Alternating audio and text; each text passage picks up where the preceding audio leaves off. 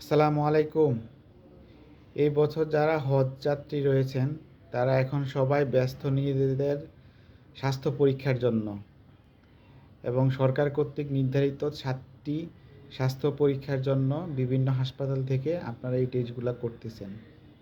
অনেকের বাবা-মা এই হসপিটাল থেকে এই টেস্টগুলো করতেছেন।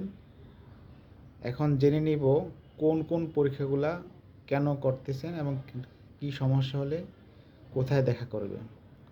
প্রথমত যে রক্ত পরীক্ষাগুলো দেওয়া হয়েছে সেটা হলো CBC with ESR, complete blood count.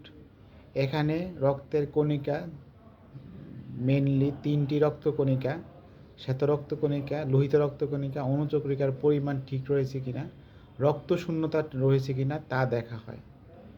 তারপরে র্যান্ডম ব্লাড সুগার, আপনার ডায়াবেটিস রয়েছে কিনা এবং তা কন্ট্রোলে রয়েছে কিনা, অথবা ডায়াবেটিস চেক আপ করার জন্য এই পরীক্ষাটা দেওয়া হয়েছে।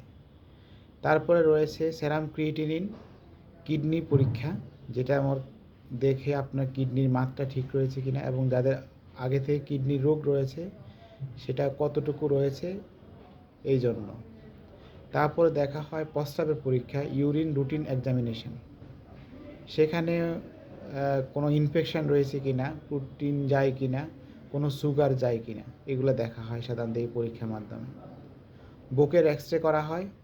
বুকের এক্সরের মাধ্যমে অ্যাক্টিভ কোনো ইনফেকশান রয়েছে কিনা অথবা কোনো সাসপিসিয়াস লিশন বা সন্দেহজনক কিছু রয়েছে কিনা সেইটা দেখা হয়। সর্বশেষ ইসিজি, এটাতে দেখা হয় যে আপনার হার্টের গতি ঠিক রয়েছে কিনা, এলোমেলো রয়েছে কিনা, হার্টবিট নর্মাল রেঞ্জের মধ্যে রয়েছে কিনা। যেহেতু হজ একটি আর্থিক ইবাদত, আবার এটি একটি খুবই শারীরিক পরিশ্রমী ইবাদত।